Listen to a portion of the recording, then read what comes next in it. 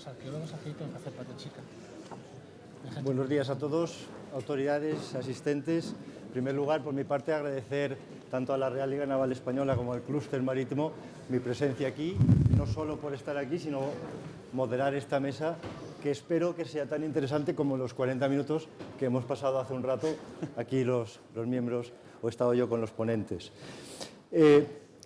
Antes de empezar las preguntas, pequeña introducción para indicarles que la protección del patrimonio subacuático español, ese es el título de nuestra mesa, es un reto difícil de lograr en su totalidad. Y con esto quiero decir lo siguiente. Como establece la Convención de la UNESCO, hecha en París en el 2001, ratificada en España en el 2005, en el artículo 2 se establecen lo que son los objetivos que establece la UNESCO en ese convenio de protección del patrimonio cultural subacuático. De esos objetivos yo quiero señalar tres que me parecen importantes, sobre todo relacionados con lo que vamos a tratar hoy. En primer lugar, la preservación in situ del patrimonio cultural subacuático deberá considerarse la opción prioritaria antes de autorizar o emprender actividades dirigidas a ese patrimonio, es decir, que se quede en el mar. El segundo punto es que el patrimonio cultural subacuático no será objeto de una explotación comercial. Y en tercer lugar, la posibilidad de acceder, o que el público pueda acceder a ese patrimonio cultural subacuático, siempre y cuando eso no vaya en perjuicio del mismo. Estos tres objetivos, si se compaginan, hacen que el público pueda tener acceso al patrimonio cultural subacuático y a su vez evitar su deterioro, su destrucción. Y cuando precisamente se logran esos objetivos es cuando quizás sí es interesante una inversión arqueológica subacuática. De eso también hablaremos, de la falta quizá de esa inversión en investigación arqueológica subacuática. Precisamente la posibilidad de compaginar tanto el disfrute como el estudio y el conocimiento del patrimonio e impedir su destrucción es de lo que vamos a tratar y que voy a plantear a mis ilustres ponentes que, como he dicho, espero que disfruten como yo he disfrutado anteriormente. Y es que la extracción de los restos arqueológicos es una tarea muy compleja, muy costosa y que al final resulta que conviene dejarlos ahí en el lugar en el que se encuentran, en la protección in situ, como establece el punto 2 de los objetivos de la Convención. A su vez, esos objetivos, si se logran o lo que se pretenden lograr, exigen una colaboración muy estrecha entre las administraciones públicas y la empresa privada. Pero es que dentro de las administraciones públicas no solo la estatal, sino con la autonómica. Eso en ocasiones puede complicar o dificultar esa necesidad de colaboración. Ahora, fruto de esa protección y de esa colaboración tenemos, aunque es del año 2007, el Plan Nacional de Protección del Patrimonio Cultural Subacuático y fruto del mismo está el Libro Verde de Protección del Patrimonio. Para tratar estos temas, como han dicho en la introducción, quiero repasar los nombres. Estamos, en primer lugar, don Carlos Posada Novoa, capitán de navío y en la actualidad jefe del Estado Mayor del Cuartel General de la Fuerza de Acción Marítima y del Mando Operativo Marítimo. Don Aniceto Martín Sagrado, coronel de la Guardia Civil y jefe ya desde el año 2020 de la Unidad de Actividades Subacuáticas, UAS, de la Guardia Civil. En tercer lugar, don Rafael Sabio González, que es desde marzo del 2022 el director del Museo Nacional de Arqueología Subacuática, con sede en Cartagena. A continuación, don Miguel San Claudio, fundador de Arqueonauta SL, arqueólogo submarino a cargo de la Xunta de Galicia, el cual ha intervenido en numerosas campañas e intervenciones en investigaciones arqueológicas, tanto en España como en el extranjero, lo mismo que el quinto ponente, que es don Javier Noriega, presidente del Clúster Marítimo Marino de Andalucía, CEO de Nerea Arqueología Subacuática, que es una empresa spin-off de la Universidad de Málaga, y además empresa socialmente responsable de la Unión Europea, de la cual recibió el galardón precisamente por ese reconocimiento. También con su empresa Nerea pues, ha hecho numerosos estudios e investigaciones. Sin más preámbulos, vamos a empezar las preguntas, que quiero que sepan que hago una primera general para todos, o sea, coincide para uno de los ponentes, y es porque me interesa que expliquen desde su posición pues en qué consiste la labor que desarrolla la Armada para proteger, por ejemplo, don Carlos, para proteger nuestro patrimonio cultural subacuático. Muchas gracias. Bueno, buenas tardes a todos. En primer lugar, quería agradecer a las direcciones de la Real Liga Naval Española del Clúster Marítimo Español, el haber contado con la Armada y con mi caso particular en esta importante mesa redonda, donde se va a tratar un asunto muy interesante, como se verá en el desarrollo. El Plan Nacional de Protección del Patrimonio Arqueológico Submarino, que data del año 2007 y fue elaborado por el Ministerio de Cultura, considera que las Fuerzas Armadas deben ser un actor relevante en la protección del patrimonio arqueológico submarino porque dispone de medios adecuados y, sobre todo, de experiencia acreditada para el cumplimiento de los fines de dicho plan. Entre los medios adecuados, pues los medios marítimos de la Armada y también los archivos históricos para documentar cualquier tipo de actuación que se tenga que llevar a cabo. Además, los cometidos que la Armada tiene en la protección del PAS, del patrimonio arqueológico submarino, tienen un claro respaldo normativo. En primer lugar, la Ley Orgánica 2005 de la Defensa Nacional, en la que determinaba que la vigilancia y seguridad de los espacios marítimos es una de las misiones permanentes de las Fuerzas Armadas. Pues bien, entre esos cometidos genéricos de vigilancia y seguridad, como no podía ser otra forma, están lo de vigilar los yacimientos del PAS. Además, la Ley 14/2014 de Navegación Marítima, que regula pues el derecho marítimo en los espacios jurisdiccionales nacionales, asigna determinadas competencias en relación con la protección del patrimonio arqueológico submarino en todo lo relativo a los buques de Estado. Pues bien, a la pregunta de qué es lo que hace la Armada para la protección del patrimonio arqueológico submarino, pues tenemos principalmente 4 cometidos. En primer lugar, pues realizamos esas funciones de vigilancia y seguridad de aquellos yacimientos que tenemos localizados. En segundo lugar, autorizamos, en su caso, los trabajos de exploración, rastreo, localización y extracción de los buques y embarcaciones de Estado españoles que estén naufragados o hundidos. Y después también colaboramos en las campañas de búsqueda, conservación y protección, aportando medios personales y materiales y, sobre todo, la documentación de que disponemos. Y, por último, pues colaboramos en la elaboración de la Carta Arqueológica de Pecios mediante las colaboraciones con el Ministerio de Cultura y Deporte y las comunidades autónomas. Muy bien, muchas gracias. Pues trasladado la misma pregunta a Aniceto, coronel. Muchas gracias. Reitero el agradecimiento por la invitación que he tenido de participar en esta fabulosa mesa. Dentro de la unidad de actividades subacuáticas o el concepto que tenemos en la unidad de actividades subacuáticas, nuestras funciones, siempre decimos que somos la proyección de la Guardia Civil en el medio acuático. ¿Qué implica esto? Que todas aquellas funciones de la Guardia Civil las realizamos nosotros en profundidad en el medio acuático. ¿Cómo protegemos nuestro patrimonio histórico sumergido? Pues como protegeríamos cualquier otro patrimonio de interior, es decir, a través de nuestras unidades de seguridad ciudadana, a través de nuestro servicio marítimo, por ejemplo, a través de nuestro sistema integral de vigilancia exterior, a través de nuestro servicio de fiscal y fronteras y, finalmente, en la parte más especializada, a través de la UCO con su grupo de patrimonio histórico. ¿Qué quiere decir esto? Que la protección de un pecio, la protección de un bien cultural, se divide en 3 partes. Una función preventiva, vigilancia física. ¿Cómo se realiza esta vigilancia física? Es conocimiento de dónde se encuentra el bien a proteger. Se procede a inspeccionarlo, ver si se han sufrido modificaciones, si no han sufrido modificaciones y poner en conocimiento si esto ha ocurrido o no ha ocurrido a la autoridad que corresponda. Otra segunda opción, ahí lo de lo que ha comentado el capitán de navío, vigilamos y vemos si las personas que están haciendo prospecciones tienen las autoridades administrativas en vigor, porque si no las tienen estamos quizás o bien en una infracción administrativa o incluso en un delito. Y posteriormente, si se ha cometido este delito, lo que participamos es en toda la investigación, en asegurar el bien sustraído, si ha sido así, expoliado o vendido, y hacemos toda la investigación junto con los equipos especializados de policía judicial.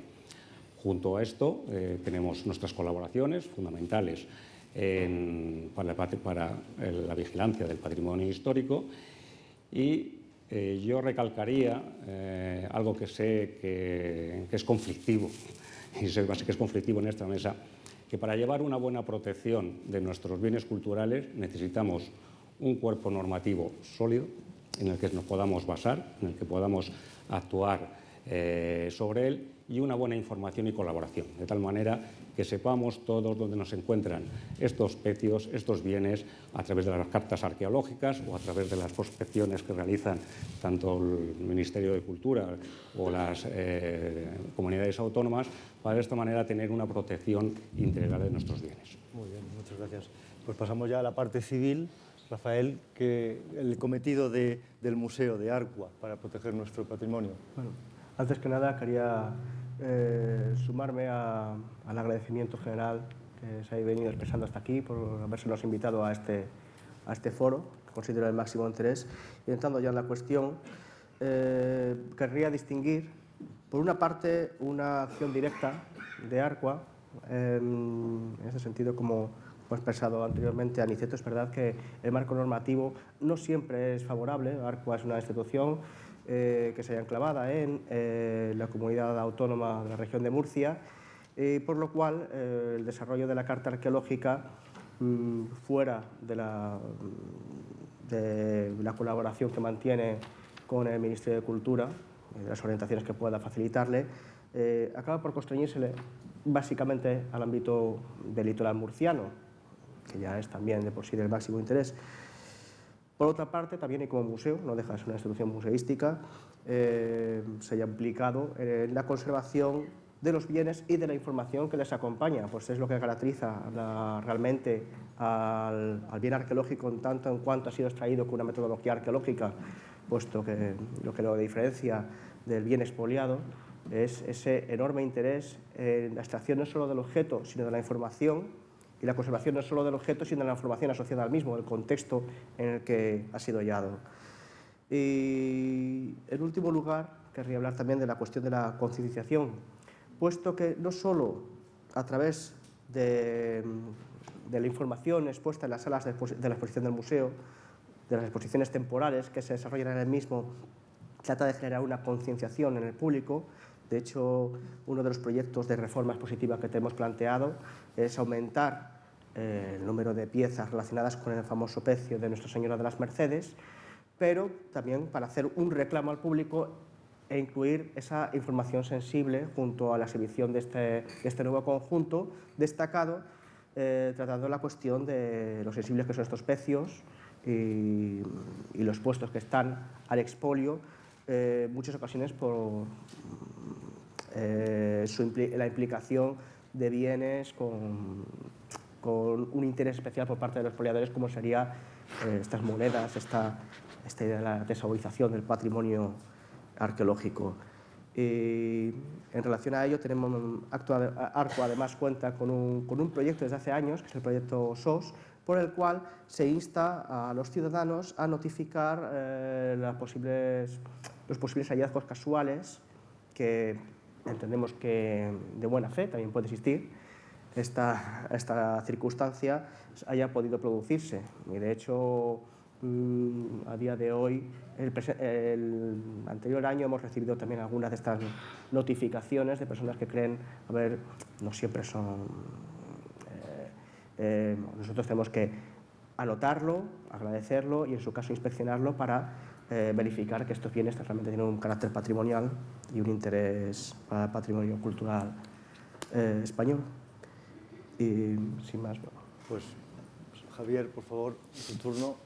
Bueno, yo simplemente quería empezar con algo que a veces olvidamos y que es obvio, pero que sobre todo, pues, además felicitar especialmente al presidente y a su equipo de la Liga Naval, que siempre estáis muy sensibles hacia nuestra historia marítima y, por supuesto, al clúster marítimo, como compañeros, y yo como presidente del clúster marítimo de Andalucía, por poner en énfasis algo con lo que quiero empezar, que estamos hablando posiblemente de que España seamos una de las potencias más importantes del mundo, tanto en calidad científica de los pecios, de los yacimientos arqueológicos submarinos, como de la historia que viene de la mar.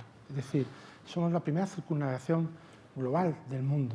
Eso tiene unas implicaciones importantísimas, científicas, históricas, arqueológicas, y de ahí que, bueno, que es la importancia de esta mesa, a la cual pues, también comentaré al final unas cuestiones, porque es muy importante la proactividad de esta coordinación de las personas que hay aquí y de las instituciones que representan, y sobre todo y especialmente en materia de protección, todo lo que tenemos que hacer con ese patrimonio histórico mundial, que es de la humanidad, por supuesto, pero que es de una de las principales potencias del mundo, que dibujó precisamente pues, el globo terráqueo desde la mar. Desde Nerea Arqueología Subacuática nacimos, como bien has comentado, como empresa de spin-off de la Universidad de Málaga, y nosotros hemos protegido el patrimonio cultural desde las diferentes líneas que se puede proteger en algo que hay tanto que hacer de cara al futuro.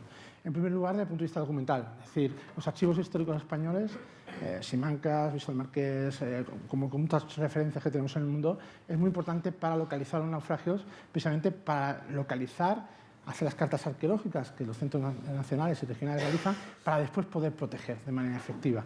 Entonces, esa labor de investigación es muy importante para los investigadores, especialmente que salen de las universidades, esos chavales que están tan bien formados y que requieren un campo de actuación y que, pues que estarían encantados de poder trabajar esos kilómetros de estantería para hacerlo. Nosotros desde Nerea hemos enviado a las administraciones competentes, Ministerio de Mar, desde hace muchos años, precisamente, pues, pecios que podían estar en peligro de expolio, ¿no? En todas las aguas del mundo.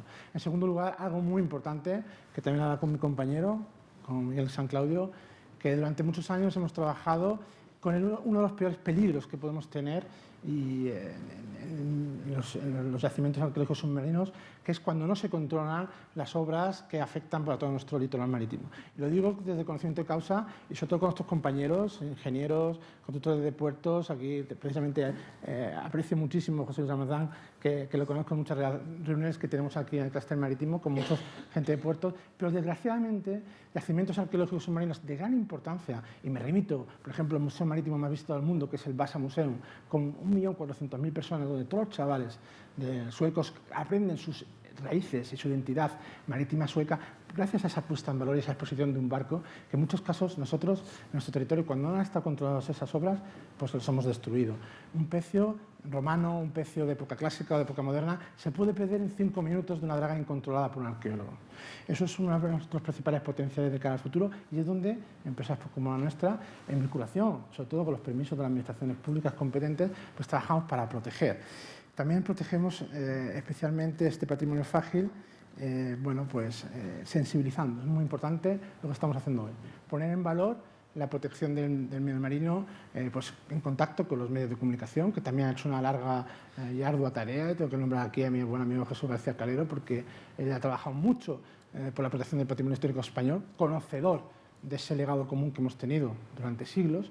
Y bueno, pues lógicamente en todos los campos de actuación que puede tener un arqueólogo responsable, que está también denunciando pues, cuando ha habido esos problemas de expolio, pues los problemas de expolio para que se subsanasen. Cuestión que a día de hoy tenemos que decir que gracias al CIBE, gracias a la Guardia Civil, a la protección que tenemos, estamos blindados en nuestras costas de ese expolio mediático que se conoce totalmente, pero sí que es cierto que, bajo mi punto de vista, lo que tenemos que ser es proactivos en dar más naufragios para proteger mejor, por supuesto, pero sobre todo en la investigación futura, donde España tiene que decir mucho en el mundo, debido especialmente a la potencia que somos en ciencia y en naufragios hundidos por todo el globo terráqueo. Gracias, Javier. Miguel, para acabar esta ronda. Bueno, después de agradecer a organizadores y a la Liga Naval la oportunidad que nos brindan, desde nuestro punto de vista, que tal y como viene en el programa, desde mi empresa y en la actualidad desde la Consellería de Cultura de la Xunta de Galicia, donde soy arqueólogo, pues nuestro trabajo ha consistido en primer lugar en dar a conocer, es decir, solo podemos proteger aquello que conocemos. Entonces, desde desde la propia Consellería, como desde mi empresa subcontratada por la Consellería, pues nos dedicamos como primera tarea a la realización de una carta arqueológica de Galicia en la cual plasmar todos los yacimientos arqueológicos subacuáticos conocidos, no solo los pecios, porque la arqueología subacuática no vive de pecios, sino que vive también, por ejemplo, de los puertos. Los puertos históricos son un contenedor de historia. Todos estamos aquí vinculados al mar y sabemos que de las operaciones portuarias se caen objetos, se tiran objetos, lo que sobra en el barco, la basura del barco, sale por la borda, como se dice coloquialmente, va al pañol del buzo, y todos esos elementos van sedimentando en el fondo de los puertos y crean un registro arqueológico que puede remontarnos a miles de años atrás. Hace 2 años, en la ría de Ribadeo, encontramos un ancla del siglo V a.C., sedimentada en el puerto. Son 2.500 años de historia, son miles de años de historia que, como bien decía Javier, en un tris pueden desaparecer por la actuación de una draga descontrolada o por la mala metodología aplicada para un control del dragado. Yo siempre digo que podemos acabar con todas las lubinas del puerto de Ribadeo, pero sabemos que dentro de 6 meses habrá lubinas. Ahora, como acabemos con todo el registro arqueológico, esa pérdida cultural, la pérdida de información que tengamos allí, jamás la recuperaremos, porque la pérdida del patrimonio cultural es definitiva y para siempre, no hay vuelta atrás. En el momento que se pierde, se ha perdido y jamás se volverá a regenerar. Entonces, ese es nuestro trabajo.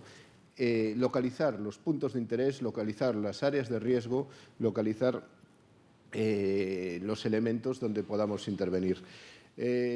También, por supuesto, intervenimos. Llevamos a cabo campañas tanto de prospección arqueológica subacuática. Este jueves y viernes pasado estuvimos buceando con buzos de la unidad de buceo de Ferrol, recuperando materiales de un barco de la flota de 1596 de Felipe II, hundido en el Cabo Corrubedo. Ustedes saben que el mes de febrero, inicios del mes de febrero, en el Océano Atlántico, no es el lugar más agradable o más amable para bucear. Bueno, pues allí estuvimos 12 hombres y una mujer, tanto de la unidad de buceo de Ferrol como de la propia Xunta de Galicia, como de la Policía Nacional, una unidad de buceo de nueva creación, y estuvimos recuperando, ya digo, patrimonio cultural subacuático. Quiero decir, lo importante en este campo de la arqueología subacuática, carecemos de medios, estamos muy escasos de medios, muy escasos de profesionales, Javier lo dijo, actualmente se están ya comenzando a formar, y entonces necesitamos unir las sinergias de todos los que podamos. La Armada aporta, la Policía aporta, la Guardia Civil aporta, y esperamos que también el Museo Nacional. Gracias, Miguel. Vamos ahora ya a formular ya preguntas un poco más concretas. Carlos, a mí me gustaría ahora plantearte el tema de la cartografía. Sabemos que la Armada es la que nos hace todas las cartas náuticas, pero ¿qué nos puedes decir del tema de la cartografía de los pecios? Bueno, la labor de cartografiado hay que partir de la base de que requiere una acción conjunta interministerial y con las comunidades autónomas, ya que debe englobar pecios de buques de estados nacionales en cualquier espacio marítimo y extranjeros en las aguas españolas, además de pecios o buques de embarcaciones pertenecientes al patrimonio arqueológico submarino, es decir, aquellos que llevan hundidos o se reconoce su hundimiento de más de 100 años, además de, como ha dicho Miguel, restos de valor arqueológico.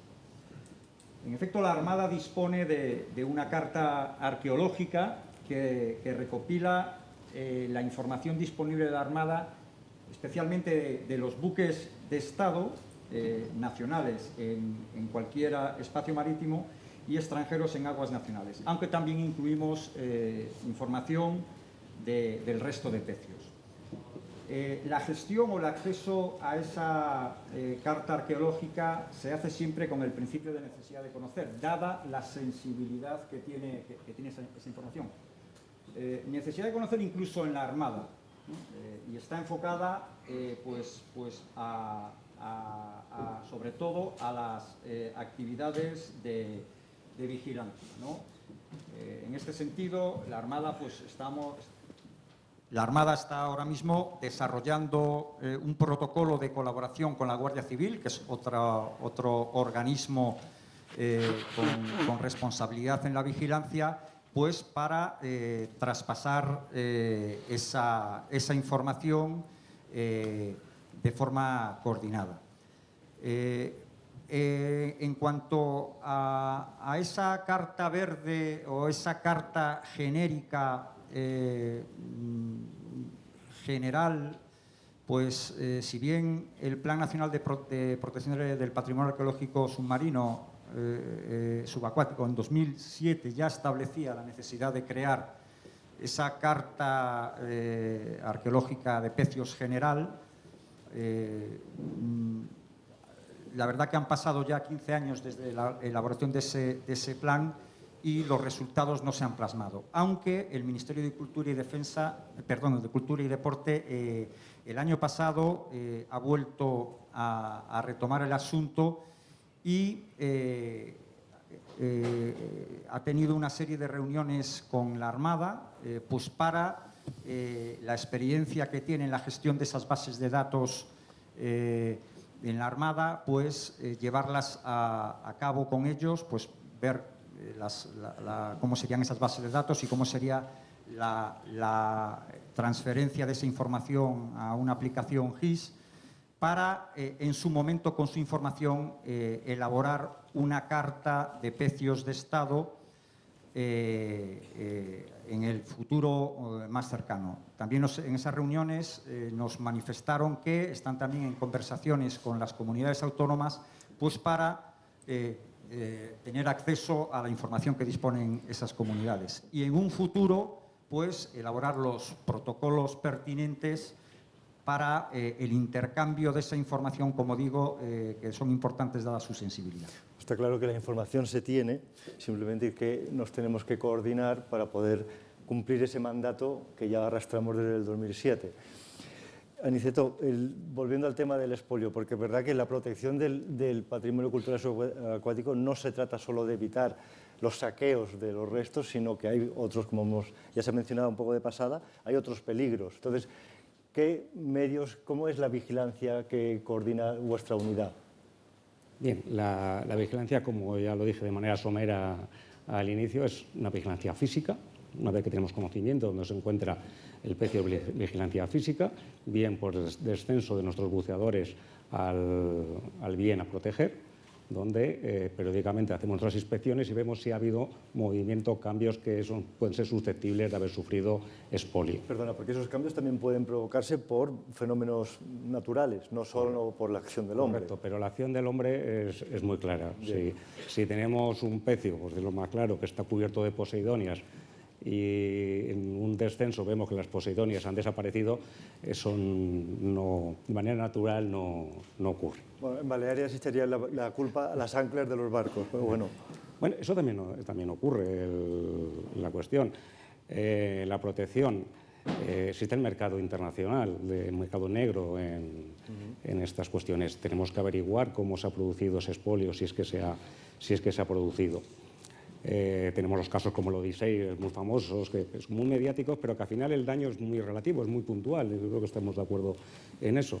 Quizás más daños nos causan, aparte de las dragas, pues el buceador recreativo, que muchas veces por desconocimiento, coge una pieza y se la lleva. El problema no es que se lleve la pieza a casa, que luego se va a degenerar, la va a perder y se va a tirar a la basura, sino la pérdida de información histórica que tiene sustraer esa pieza de esa zona.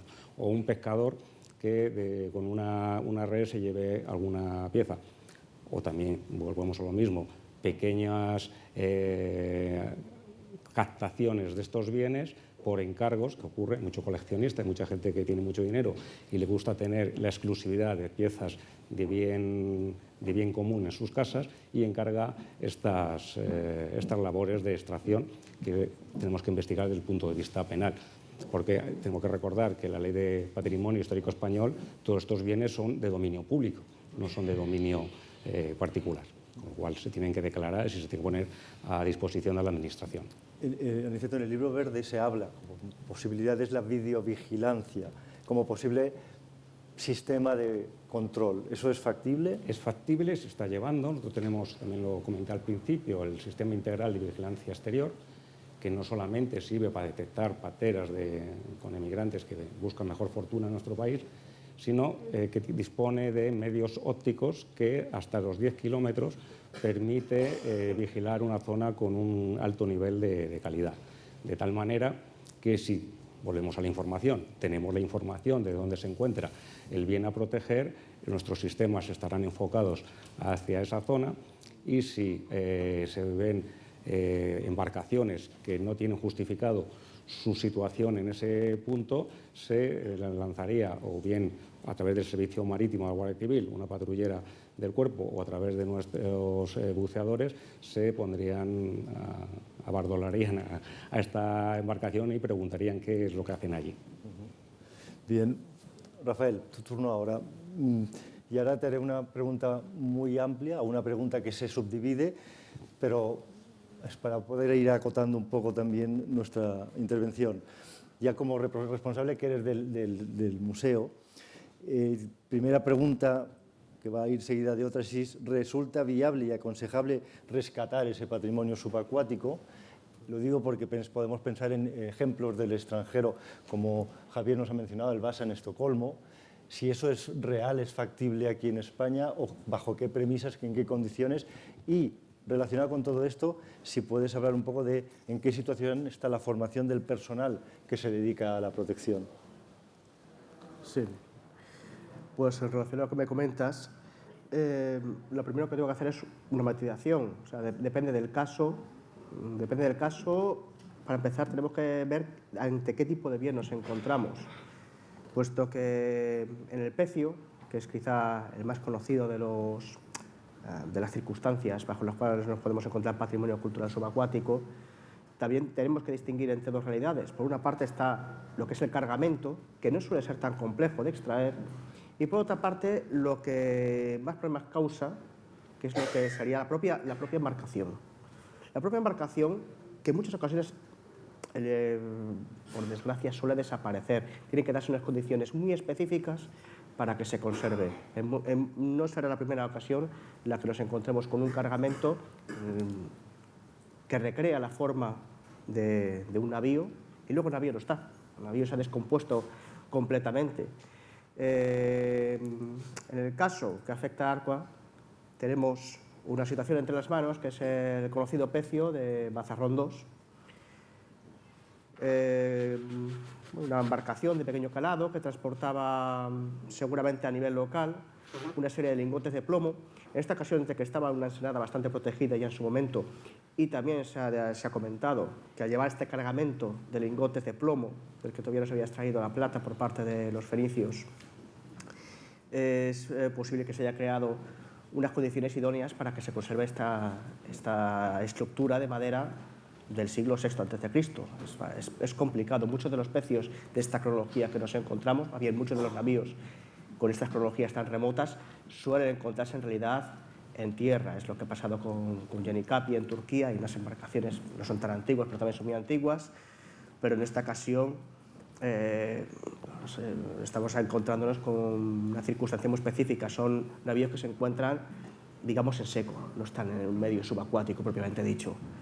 Pues en esta ocasión, el caso de Mazarrón 2, tanto por su cronología como por el excelente estado de conservación, es muy singular. Ahora bien, se comenta si resulta viable y aconsejable rescatar este patrimonio cultural subacuático. Hay muchas ocasiones en las que nos tenemos que pensar, cuando vamos a acometer la excavación de un pecio, con qué medios contamos a corto, a medio y a largo plazo. Y, por supuesto, no es lo mismo las circunstancias que se pueden dar ante un hallazgo casual, en el cual nos vemos impedidos a actuar por la urgencia, como en otros casos en los cuales pues, estamos realizando una labor ya de raíz científica desde el primer momento, una excavación arqueológica. Pues bien, de cualquier modo, estos medios tienen que ser evaluados. Por otra parte, tiene que examinarse caso por caso si podemos acometer la conservación, tal y como propone la Convención de la UNESCO, in situ, o este no es el caso. Vuelvo a a mencionada situación de este pez de Mazarrón 2, ha tenido que acometerse una reunión internacional de expertos el pasado mes de mayo de 2022 para dirimir si realmente este pez podía mantenerse in situ o no, puesto que en algunas ocasiones se ha realizado esta propuesta.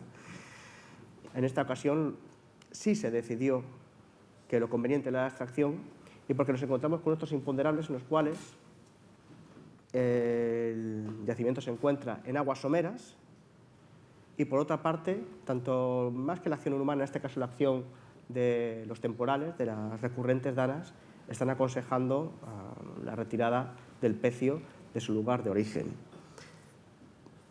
En muchas ocasiones es una inversión, debo reconocer, inmensa. Es la inversión económica que se tiene que realizar ya solo en la extracción. Es una labor de ingeniería, sobre todo si quiere extraer la embarcación completa y no fragmentada. Tiene que realizarse, de hecho, el próximo mes de marzo esperamos que se pueda realizar un estudio previo con el cual los expertos llegan a la conclusión de si este barco se puede fragmentar de origen, que facilita bastante la actuación. Cuando digo fragmentar, refiero a una embarcación que seguramente se encuentre ya fragmentada de origen. Si podemos aprovechar las fisuras que se sitúan en esta embarcación para extraerla por fragmentos, pues sería lo idóneo, pero para eso tiene que hacerse un estudio previo. Y de cualquier modo, una vez que se ha extraído, sea del modo que sea, tenemos que realizar un tratamiento, un costosísimo tratamiento que lleva años, y en su momento también dirimir si se va a exponer al público y cómo. Y ahí también se tienen que garantizar estos medios a corto, a medio y a largo plazo. Porque esto no es una ánfora que, por eso empezaba hablando de que depende del caso. Esto no es una ánfora que si se deposita en una colección local y esta colección local no reúne los requisitos, se puede retirar en un momento dado y trasladar a otro museo. El barco, en el momento en el que se decida que se va a instalar en un sitio, de ese sitio seguramente va a suceder como con el Guasa. Es complicadísimo instalarlo y va a ser complicadísimo moverlo. Si en su momento la administración de turno no está poniendo los medios para que el control ambiental sea el óptimo, y por supuesto se realiza la monitorización para ver si el pez está sufriendo la embarcación está sufriendo una degradación, en este momento estamos fallando. Javier, tu turno. Antes tú has mencionado que España era, si no la primera potencia, una de ellas en el patrimonio cultural subacuático. Quería que nos comentaras un poco el estado de la investigación y el conocimiento de esos peces que podemos tener tanto en nuestro litoral como en el extranjero, que también es numeroso. Bueno, pues yo quisiera empezar diciendo que el análisis que puedo hacer es principalmente por dos vertientes. Una de ellas, conocedor de que si bien el papel de la investigación española puede mejorar muchas cuestiones en otros sectores, pero como presidente del Clúster Marítimo Andaluz, y como nuestros compañeros del Clúster Español, conocemos empresas y grupos de investigación que trabajan en sectores de energía, sectores de biotecnología, de oceanografía, que por cierto tengo que también nombrar aquí al Instituto Español de Oceanografía, que hace una labor impresionante durante el Instituto Centenario y Marítimo de reconocido prestigio internacional. Y bueno, conocedor de esas áreas, cómo trabajan en un modelo muy desarrollado de investigación, cuando lo aplico a la arqueología creo que es muy mejorable en todos los términos, a pesar del esfuerzo, especialmente en algunas áreas de conocimiento. Es decir, cuando me preguntas por cómo está el estado de investigación, quiero decir que en pecios de época clásica, porque también España, y la tierra de la que vengo, que es Andalucía, puerta del Mediterráneo y del Atlántico, España es un crisol de culturas. Y todas las culturas que hemos tenido, que hacen este país tan magnífico, que han pasado por nuestra tierra, también tienen su impronta en la huella submarina. Es decir, tenemos pecios de época clásica, arcolatina, pecios de época medieval, y en ese sentido comentar que los esfuerzos especialmente de Xavier Nieto, como investigador que lleva desde los años 80 trabajando en los pecios de Culip, ha desarrollado una labor de investigación muy importante a nivel europeo reconocida en pecios de época clásica, o como mi buen amigo Carlos de Juan, que ha trabajado con el pecio de Nerón en Villajoyosa, que es una referencia en pecios de época romana, precisamente, que nos dan un proceso de investigación apasionante sobre los pecios como navegan en altitud, y también bueno, pues los esfuerzos mismamente, como ahora después me remitiré, de Miguel San Claudio o de Darío Bernal, precisamente en un pecio clásico de hace poquito, a 3 metros de profundidad en Mallorca. Eso es por un lado, es decir, trabajos muy punteros, reconocidos a nivel internacional, pero a mí me sorprende y es realmente preocupante el estado de la cultura, por ejemplo, en la época moderna. una época moderna que es una seña de identidad de nuestro país, como los principales dibujantes del mundo, descubridores, como países que hemos exportado en pecios españoles en América, podemos encontrar mantas zamoranas, cerámica sevillana y así todo un microcosmos que iban en esos barcos. Bueno, pues tengo que decir que en España aún no hemos excavado un galeón de manera íntegra. Parece increíble. Precisamente este señor está excavando en estos momentos, después de ímprobo esfuerzo durante muchos años y de demandar esa necesidad, un galeón de esa época. Y digo esto porque sería inconcebible que la época romana se pudiese explicar si no hubiésemos excavado Numancia, si no hubiésemos excavado tantísimos yacimientos arqueológicos de época romana o de época clásica o mediana hasta la época medieval, como afortunadamente muchas de nuestras universidades y departamentos españoles investigan en el área de conocimiento. ¿Cómo puede ser que nosotros no hayamos podido investigar todavía un galeón de manera íntegra aquí y en cualquier de los lugares del mundo? Pues eso es así. Y por otro lado también comentar algo que es muy importante, porque el nivel de los investigadores españoles ahora mismo, gracias por ejemplo al campo de excelencia del CEIMAR, que tenemos en Cádiz, que reúne a los principales investigadores nacionales e internacionales en la materia, están sacando unas promociones de arqueólogos impresionantes, que hace falta que haya proyectos, que haya medios y que haya voluntad para que pongamos a ese estado cultural, que es una laguna inmensa, a trabajar y precisamente a resultar de investigación. Y en este modelo, cuando tenemos la suerte de trabajar con otros colegas europeos que sí han investigado y poder, como el caso del Centro Nacional Francés de Subacuática La Drasam, que trabajan en un pecio como es la Lune, que es una fragata donde los principales avances tecnológicos de empresas tecnológicas francesas, submarinas, acompañan a los arqueólogos para dar al mundo a conocer cómo trabajan bien debajo del mar. Eso hace falta. Y precisamente ese modelo quíntuple hélice, por el que abogamos desde el Clúster Marítimo Español y el Clúster Marítimo de Andalucía, en colaboración con las principales universidades andaluzas en nuestro caso, tenemos claro que se puede. Y en esta mesa, con los medios que tiene la Armada, con la carta naval que ha hecho el Instituto de Cultura Naval, más de 1.500 pecios, con la determinación que tienen también, con la necesidad que tenemos con los buzos de la Guardia Civil, de los GEAS, que tengo que decir que hacen una labor extraordinaria desde hace muchos años, que precisamente Miguel Saclado lo ha podido ver bien en Galicia, cómo trabajan en colaboración con los arqueólogos. Por supuesto, nuestro Centro Nacional, además con Rafael, que lleva poco tiempo allí, pero siempre se lo digo, con un potencial tremendo a la altura de la historia de España.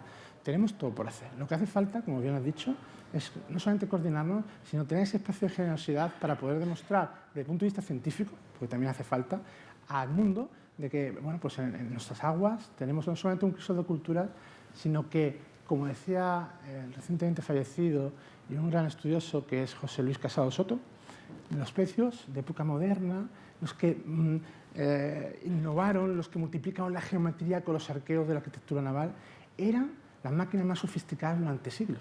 Eran precisamente las naves espaciales que hoy nos deslumbramos cuando van a Marte o cuando van a la Luna, ¿no? Precisamente eso lo hacemos desde España y están incomprensiblemente sin investigar. Bueno, para acabar ya el turno de preguntas, Miguel, te traslado aquí la última para ti, pero también la duplico, ¿eh? Uno es el tema, el libro verde, el Plan Nacional de Arqueología, habla de la preparación de las personas. Entonces tú como buceador arqueológico o arqueólogo buceador, ¿cómo ves la preparación técnica de las personas que en la actualidad pueden acometer investigaciones arqueológicas subacuáticas? Bueno, yo llevo en esta profesión desde el año 1987, que fue la primera campaña que hicimos en la Costa de la Muerte, en un galeón precisamente, en el San Jerónimo, de la Armada de Martín de Padilla de 1596. Y he visto de todo, claro, en estos años, desde la total ausencia de formación en arqueología subacuática, que fue la pauta durante muchos años, hasta este momento en el cual ya empieza a haber centros, la Universidad de Cádiz, la Universidad de Valencia, Islas Baleares, están empezando ya a desarrollar pues eso, formación específica en arqueología subacuática. ¿Qué ocurre? Un arqueólogo subacuático es una persona que tiene que saber mucho de muchas cosas, y ya no solo de arqueología, que es lo principal, porque nosotros somos arqueólogos, y para lo cual necesitamos sumergirnos, pero un arqueólogo subacuático tiene que saber de buceo, pero también tiene que saber de navegación. No puedes pedirle a un arqueólogo, a una persona que investigue en el medio marino, que no sepa trazar un rumbo, o que no sepa lo que es una demora o lo que es un abatimiento, ¿no? Eso junto a que sea capaz de distinguir una baluma de una groera, que sepa de construcción naval. Es una persona que tiene que ser muy polifacética y muy polivalente, y más en un medio en el que no perdona los errores, porque si tú tienes que ir, como fuimos, por seguir poniendo el ejemplo, este viernes, con 12 personas, con una patrullera de 25 metros, con una neumática, a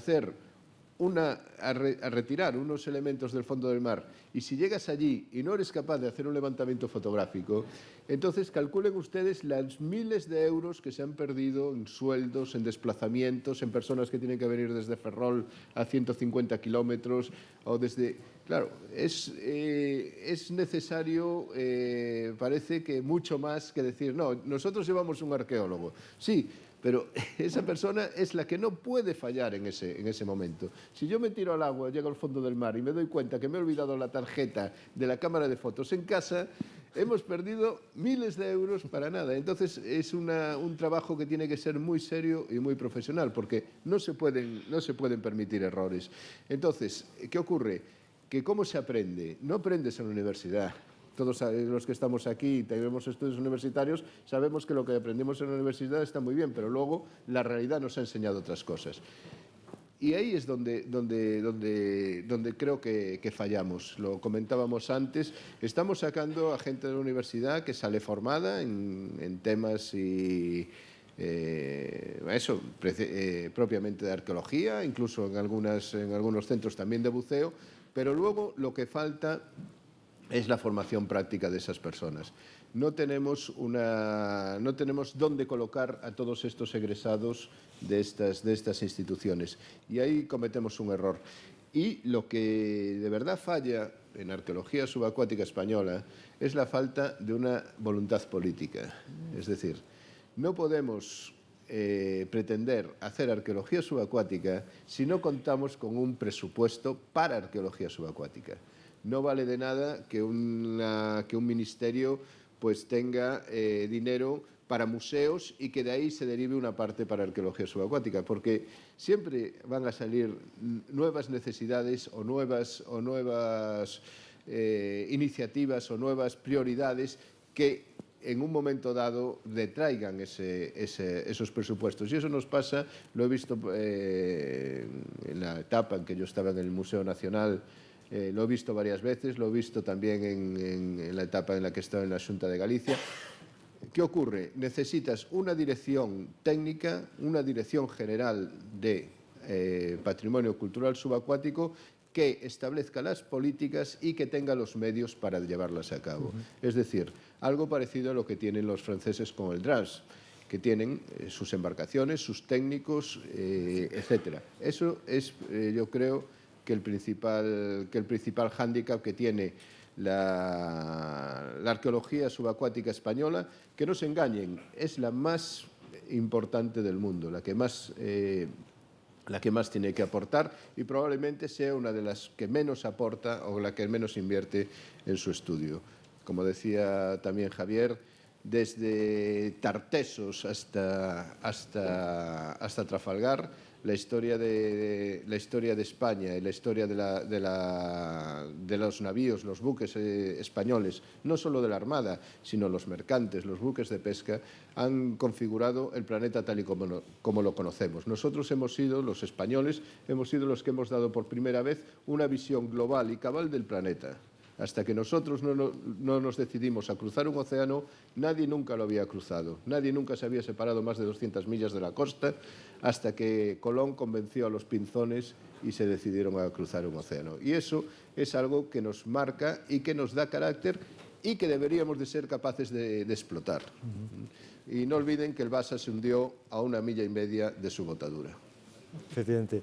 Pues, si os parece, pues damos pie a que si hay coloquia, preguntas, si quieren formular a los ponentes, pues sea ahora el momento. Aquí hay...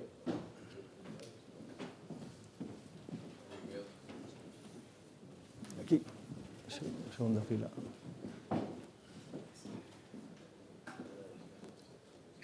Muy buenos días. Soy Ernesto Madariaga, profesor de la Universidad de Cantabria. Quisiera formular una pregunta al representante, en este caso, de la Armada Española y al representante del Instituto Armado. Han hablado ambos de establecer una vigilancia preventiva, pero ¿con qué medios cuentan o van a contar en sus respectivos, en este caso en la Armada Española o en el Instituto Armado, para realizar una labor de vigilancia predictiva? Me explico. Para un tema predictivo hace falta manejar tecnología, conocer la tecnología y, lógicamente, compartirla. Gracias. Bueno, yo puedo contarle exactamente qué es lo que hace o qué es lo que hacemos en la Armada en el asunto de vigilancia, ¿no? Que como en la relación de cometidos que yo enumeré, que tiene la Armada en la protección del patrimonio arqueológico submarino, era el primero. Nosotros, desde Cartagena, donde se encuentra el cuartel general del Almirante de Acción Marítima, que es el encargado de gestionar todos los asuntos relacionados con la seguridad marítima, lo que hacemos de forma permanente es con las unidades de la Armada que llevan, como digo, efectuando desde siempre y ahora igual, probablemente ahora tenemos 3 barcos de la acción marítima efectuando labores de vigilancia y seguridad marítima. Estos barcos estarán ahora probablemente entre sus numerosos cometidos pues efectuando patrullas en las zonas donde existen pecios, donde nosotros tenemos pecios. También desde nuestro centro de operaciones de vigilancia de acción marítima lo que hacemos es monitorizar a aquellos buques oceanográficos que están en aguas internacionales y que puedan tener pues alguna relación con actividades de extracción no declaradas. Eso lo hacemos también de forma permanente. Y luego, pues como ya se ha puesto o ya se ha comentado anteriormente, también con nuestros buceadores, de acuerdo a un plan que tiene la Armada de protección, un plan particular y específico de protección del patrimonio arqueológico submarino, pues se llevan a cabo una serie de actividades, normalmente en coordinación con expertos de las comunidades autónomas, pues para comprobar cómo están pues esos yacimientos. Para complementar lo que comentaba Carlos, la Guardia Civil hace similar a lo que él ha narrado, y luego creo que la pregunta iba más allá por las capacidades que teníamos para hacer estas cuestiones. La Unidad de Actividades Subacuáticas tiene desplegado 23 grupos de especialistas en la costa y en el interior de la nación. Es verdad que en Cantabria no tenemos ningún grupo, el más próximo se encuentra en Asturias. Medios que tenemos: embarcaciones de servicio marítimo con sus radares, su tecnología, sus medios tecnológicos que comentaba. Desde tierra también tenemos nuestra patrulla de seguridad ciudadana, que cuando están ubicados y se pueden vigilar desde tierra, saben y ubican estas personas que puedan encontrarse allí. En la zona donde está desplegada, que el SIBE, es lo mismo, tiene sus radares, tiene sus sistemas móviles con radares y medios ópticos para realizar esa función preventiva. Y concretamente, lo que refiere a la Unidad de Actividades Subacuáticas, todos nuestros buceadores están capacitados para trabajar a 50 metros de profundidad, y nuestros buceadores técnicos hoy por hoy están cualificados para trabajar a 100 metros de profundidad y en espacios confinados. A estos unimos todo el aparataje, por decirlo de alguna manera, bien sea con respiración abierta o con recirculadores rebreather, y con los ROV, los vehículos de observación subacuática, de los que disponemos unos cuantos con diferentes capacidades, pero que nos permiten trabajar con total seguridad hasta los 400-500 metros de profundidad. Fundamental para poder hacer esta función preventiva: coordinación, colaboración, información y sobre todo esto, que la sana complicidad para todos aunar en el mismo trabajo. Bueno, ya nos avisan que hemos terminado, con lo cual aquí se acaba esta mesa redonda.